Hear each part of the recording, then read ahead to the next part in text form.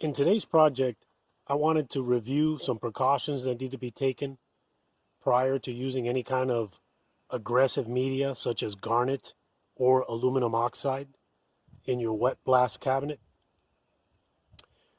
When you first get your Harbor Freight Sandblast kit, it's going to include a piece of 12 by 24 3/16 inch thick sheet of glass along with a 3/16 12 by 24 sheet of plexiglass. Now the glass sits underneath, it's exposed to the interior of the cabinet, and the plexiglass goes on top. Harbor Freight also supplies you with these protective film sheets like this, and what you're supposed to do is you're supposed to stick this, it comes with tape, you're supposed to stick this on the inside. That way, as you're sandblasting, that sand that bounces off the part that you're sandblasting reflects off this sheet instead of etching directly on the glass. But what happens is, if you take a look at this film, it's shorter than the space that's exposed to the inside of the cabinet. The result will be frosting along this edge. So you'll have this one area in the center that looks okay, but the edges will be frosted. Also, over time, what will happen is that this film will start to lift, and then media and dust will start to get up underneath this film, causing more visibility issues. When you're using this in a wet blast system, it's even worse, because the water along with the media will then start to collect underneath here, causing bubbling and haze to develop in between the glass and the sheet. Let me show you what happens when you don't have the sheet on it. Now, if you leave the sheet off and you're going to use an aggressive media like garnet and aluminum oxide, it starts to develop frost real bad. And this frost isn't from the nozzle directly shooting at the glass. It's from secondary splash coming off of the part that you're working on. And it doesn't take much. All it has to do is just touch the glass, and the glass will be etched. And the more you clean parts with that aggressive media, the worse the frosting and the etching becomes, reducing visibility considerably. I was giving a lot of thought to this problem because in the next couple of days, I'm going to be refinishing the calipers on my Mitsubishi Evolution, and I have to remove the existing powder coat, which means I'm going to have to go back and use the 36 grit garnet to knock that stuff off. And I'm not even sure if it'll work at all, but it's probably going to be the best media to try to use to remove powder coating. What I thought I'd do is to provide a coating to the glass, a film to the new piece of glass that I just installed. This is a 1/4 inch 12 by 24, and for you guys that haven't seen that video, I encourage you to look it up and watch it. This piece of glass is perfect. What I like about it is it's one single sheet, which means there's no issues with having two perfectly spotless pieces of glass that you're going to sandwich together. This is just one sheet, real simple. It maintains the same thickness to allow the original trim to go back on. And it looks awesome. When you film through it, if you're going to record any of your vapor blasting sessions, the filming looks really nice. It's a robust piece of glass, but I want to protect it from the garnet. I took some time to do a little research looking for some clear films. Window tint was a possibility that I was thinking about, maybe a clear window tint. However, window tint film is very thin, very thin. It does provide you with crystal clear visibility, but I didn't think it was going to be thick enough to prevent the garnet from scratching the glass. A friend of mine suggested that I consider using a clear protective paint vinyl, similar to the type that you see used in the hoods of cars. Sometimes they're referred to as clear car bras. I went online, went to Amazon, and found that they do sell this in small rolls. You can buy a large roll if you're looking to save dollars per foot, or if you need to treat more than one piece of glass. However, I just needed to treat this one 12-inch by 24-inch piece of glass, and thankfully they do have a 13 by 24 that you can purchase, and it fits this piece of glass perfectly. I've already treated this piece of glass, but I'll include in the video that process. I had to do it indoors to prevent it from getting dust and stuff on it while I was trying to apply the film. So this glass has already had the vinyl put on it, and as you can see, it's crystal clear, and I think it's going to give us a very good protective layer between the garnet and the glass. Only time will tell. The first piece that I try to clean using the garnet will give me a pretty good indication of whether or not this is going to work. Guys, I'll make sure that I include all the links to this vinyl in the description. If you guys like the content, give me a thumbs up, subscribe to the channel, turn on your notification bells, and leave me some comments. If you guys have any questions on this stuff, I'm learning as I go. I try to give you all the information as I learn it. That way, if you haven't already built your system, you can go ahead and do all this stuff right off the bat and avoid a lot of headaches that could happen down the road. I'm going to go ahead and load this in the cabinet. I'm not going to go over removing the glass. I have a separate video on that, and I think it will be redundant. So if you want to check out how I did the easy glass removal upgrade, you can click on that video. If you want to see me replacing the glass, I have a separate video for that, going from the 2 pieces of 1/8 inch glass to the 1/4 inch piece, which also includes upgrading the gasket material from the strip gasket that comes with the Harbor Freight kit to some yoga mat. We're going to start off by making sure that we have our piece of glass that we're working with indoors and away from any wind or dust. And the advantage to applying a film across the entire piece of glass is that there's no way for media to get up underneath it or pull it off, because it's going to be sitting on top of the gasket. What we have here is some Vivid 3M vinyl. It's clear, adhesive backed. And the first step we got to take is to make sure our glass is clean. So we're going to get some Windex.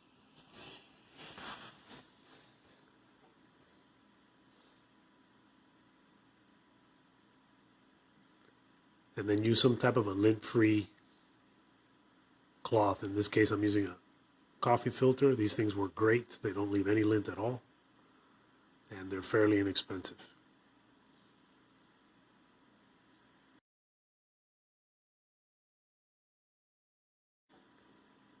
Then get a second coffee filter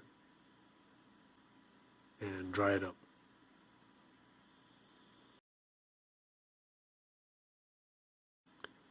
Now, I got just soapy water in this Rain-X bottle. I just happen to have a spare bottle that was almost empty. So spray your soapy water on the glass. And the reason we're doing this is so that we can reposition this 3M adhesive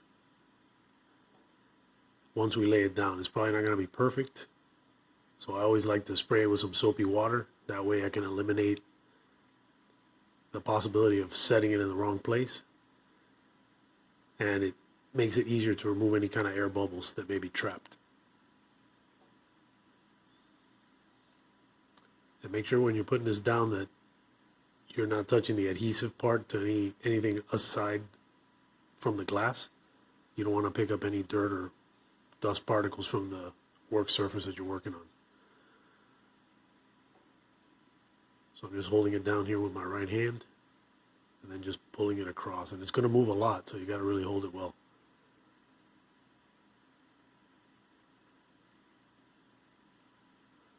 Once you got it in position, take some kind of a hotel room key or credit card or squeegee and start from one end and just start moving that fluid out from underneath the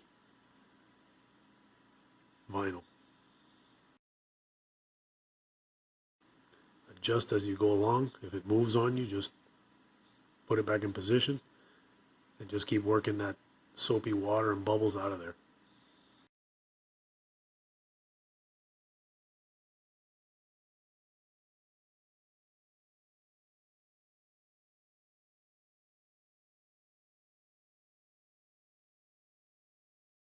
Dry up any excess soapy water from around the edges. Be careful not to pull up the vinyl. And then once we're done with this step, all we're going to do is just leave it alone until it completely dries.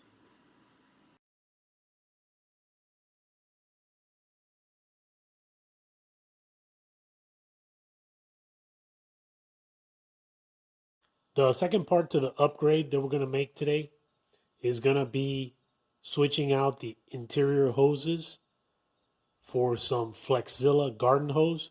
Currently I'm using a standard RV water hose for the wet media side of the blast nozzle and a 1/2 inch Diablo airline for the air supply. Both of these hoses are very rigid and difficult to bend inside of the vapor blast cabinet. The Flexzilla hoses offer a lighter weight material along with considerably more flexible than what I'm currently using. Another thing I considered, and the reason why I went with a garden hose, is that a garden hose end is pretty standard. And since I'm 3D printing these nozzles anyway, I went ahead and added the standard garden hose fitting to it. Unlike the first version that used a very small 1/2 inch barb type connector on the end that was really too small and not strong enough because of its diameter to handle the clamping force of the steel wire clamps, I decided to go with a garden hose style thing. You can pick these little adapters up at Home Depot. They're garden repair hose kits. They'll come with a little clamp. I'm not going to use the screw type clamp. I'm going to go ahead and use the wire clamps. And so that will solve the problem of me damaging the incorporated fittings, because I'll be clamping onto this and then this simply just screws on. What I like is that it uses a grommet. Unlike the pipe tap fitting on my version 1 gun, this should be easy to disconnect and reconnect. Now the only drawback to using this is that switching back to the eBay nozzle will take more time. You're gonna have to just redo all the hoses.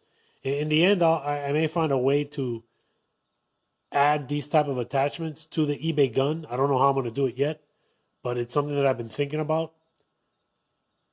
So let's go ahead and do that.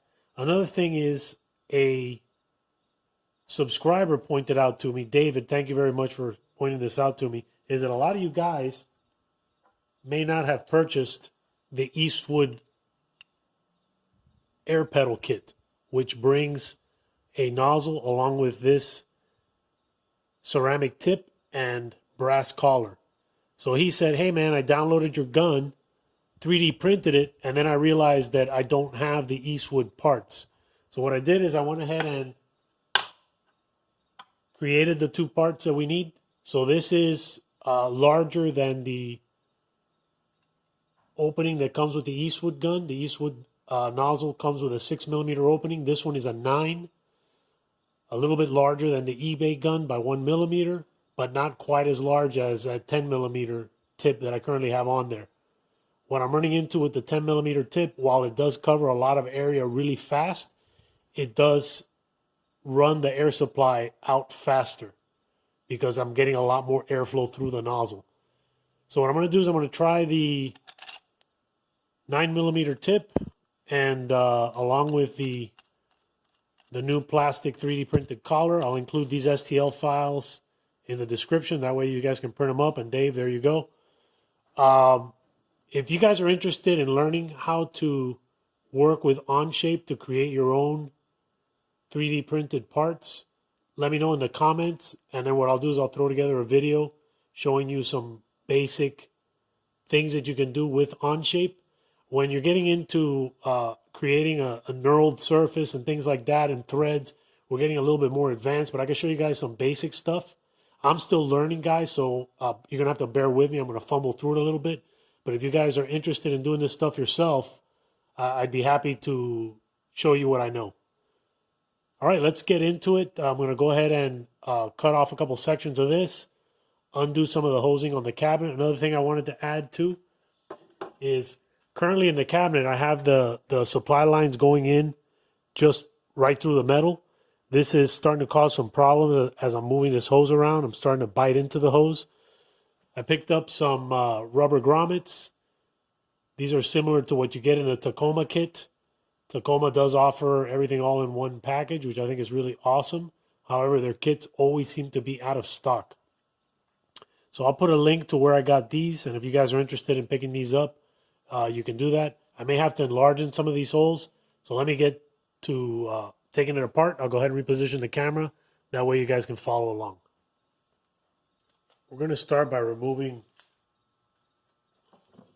the hoses from the inside of the cabinet. We'll start with this one here, and then we'll work our way inside.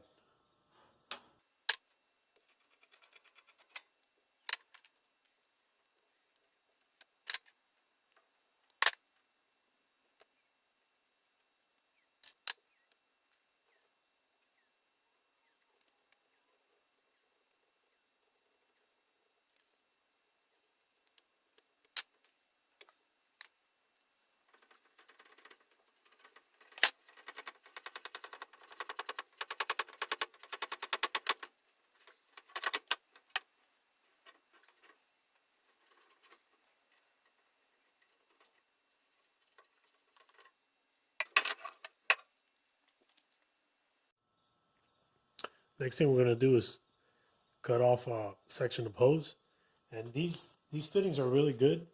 And what I try to do is I try to reuse these fittings if I can. And all you got to do to reuse the fitting is to cut this collar off. And then what you'll have underneath it is something like this. That's easy to reuse. So I'm going to go ahead and just cut this right about here. I'll save that collar, and then later on I'll remove it. That way I can reuse this end on it.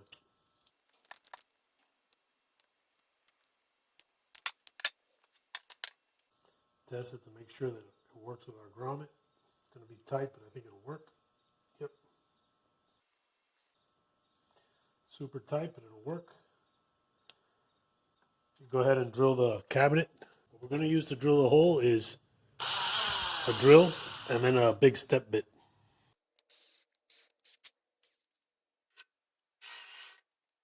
Make sure you wear eye protection.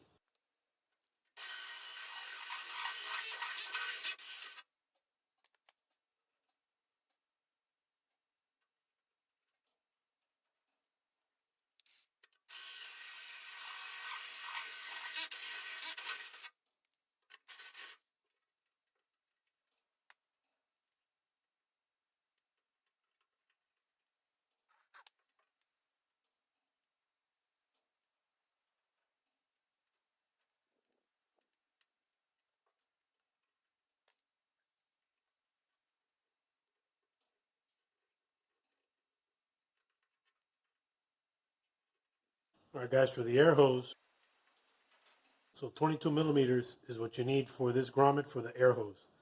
Now I'm going to bring the air hose in, attach the check valve, and then from the check valve, it's going to be Flexzilla to the air supply line of the Vapor Blast nozzle. On this side, we're going to have to step it one larger because this hose is thicker, and it's going to come off of the water pump, Flexzilla right off the end of the water pump into here, and then directly into the gun. So let me go ahead and drill this one out, one step bigger than this one, and we'll go ahead and put these grommets in.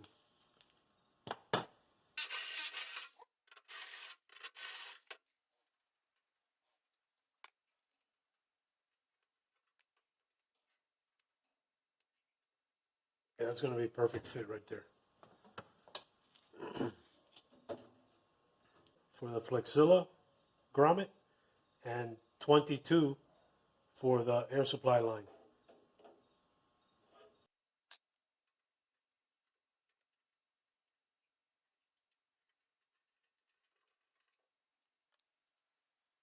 I'm going to have to lubricate this.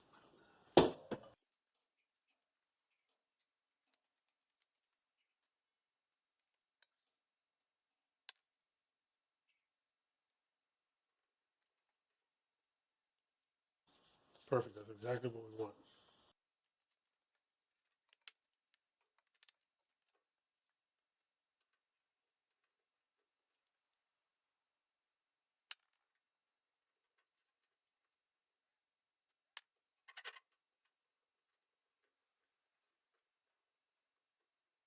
Next thing we need to do is transfer the check valve over to another piece of Flexzilla.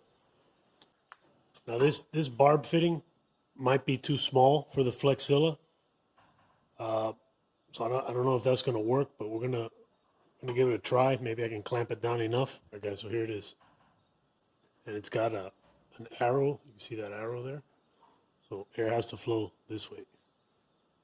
We just gotta connect our first green Flexzilla to our coupler. We're gonna use a homemade clamp and a little clamp tool to get the job done.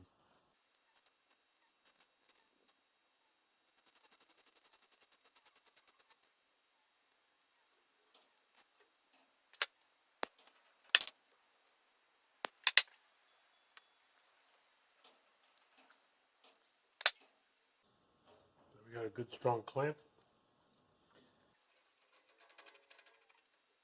Right, that one's done. Now we're gonna put the check valve on.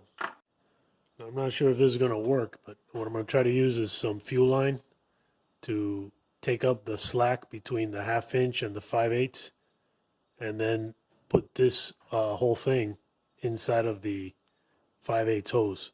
Hopefully I'll be able to clamp it down enough to where it won't leak or pop off. See what happens.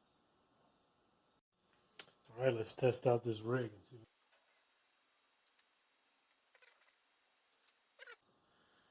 Insert this one in here.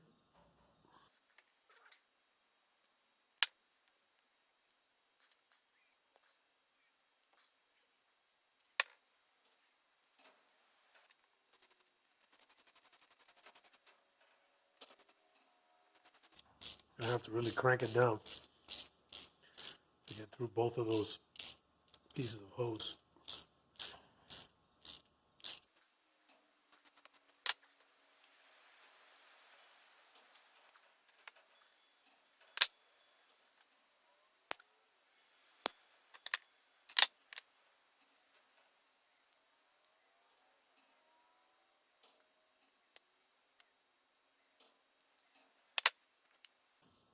What I'm doing is I'm using enough hose to go from this side of the cabinet and touch the other wall. If I need to pull back some of the slack to get it out of the cabinet, I can always pull it back this way. But once I cut it, if I cut it too short, then I'm going to have issues going this way. So I can always cut it down once I get it inside, but for now, I'm going to match it up to this one. So this one right now touches the other side of the cabinet. I'm going to do the same thing with this one.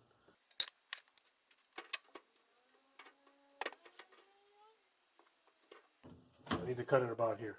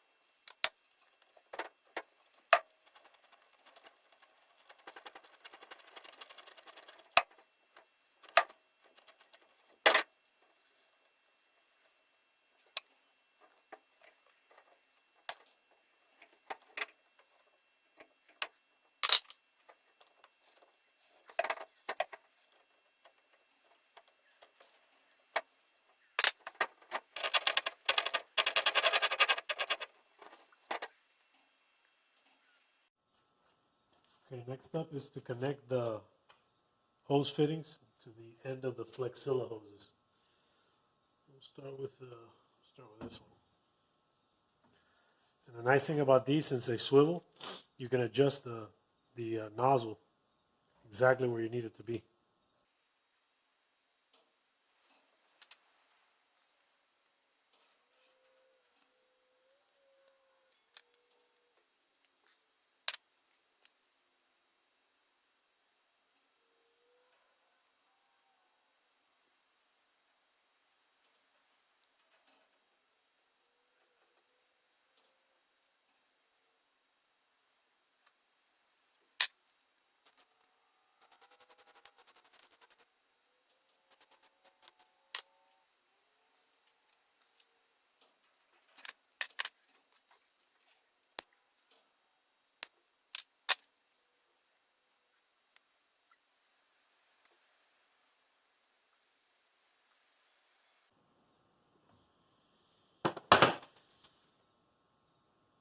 So there you go, we got one.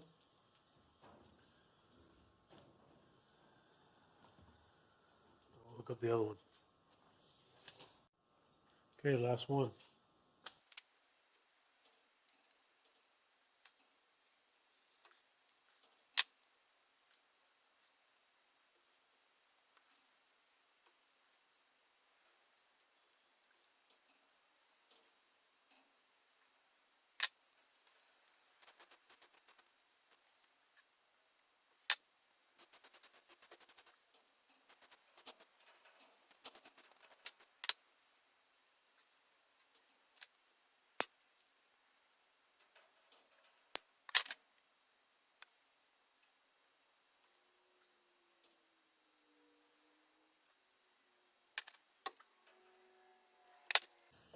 All right, guys, there you have it. Let's connect up our nozzle, and then we'll make the fine adjustments inside the cabinet. This is the water line. Make sure you get your gaskets in all the way. Otherwise your nozzle's not going to fit in there right.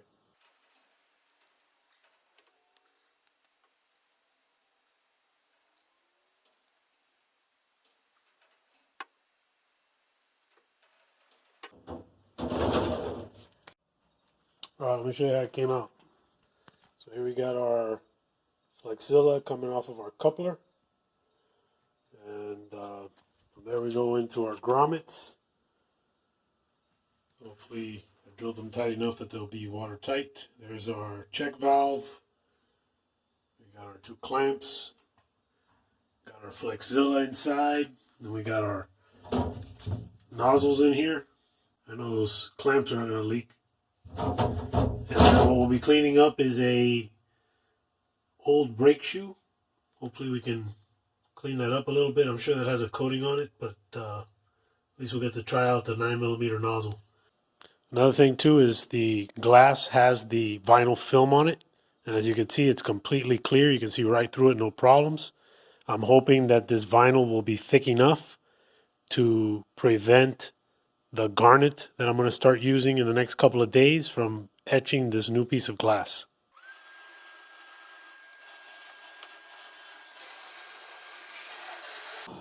Wow, lots of flow.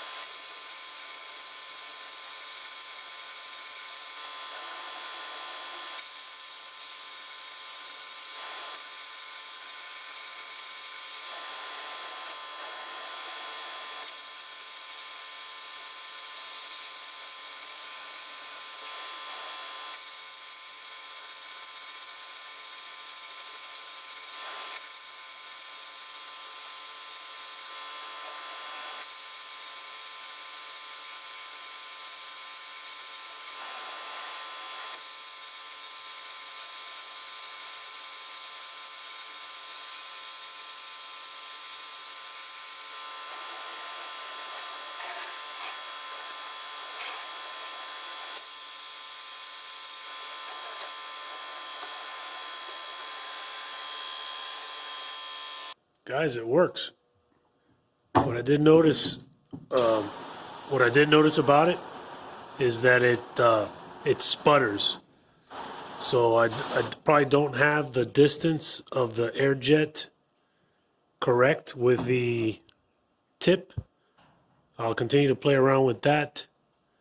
Also, the next version of the 3D printed blast nozzle, it's going to be more direct instead of having to make a couple of 90s before it comes in. This particular one has two 90s that it has to make, so it comes across and then up and then over and out. So that's not the best path. The next one is going to be right from the media side, coming across and then out the nozzle. So hopefully it'll have better flow characteristics. I'll go ahead and keep playing around with this. This is the 9mm tip. It does put out a ton of media. Unfortunately, I feel that you lose pressure with it being so big. I'll step it back down. I'll print up an 8mm and a 7mm and see how those fare in this particular one. In the meantime, I'm going to go ahead and start 3D printing the new nozzle with the more efficient fluid flow, and we'll test that out in the next couple days. I'm loving these connectors here. It didn't leak while I was using it, so that's great. I think I'm going to continue with these and figure out a way to get the eBay gun to work with these hose adapters. Yeah, this is like a piece of cake. And then if you need to adjust it, all you do is loosen them, adjust your nozzle the way you want, tighten them back up, and then you're good to go. Anyhow, guys, if you like the video, give me a thumbs up. Make sure to subscribe to the channel, turn on your notification bells, and leave me a comment. Thanks again for all the support. God bless. See you later.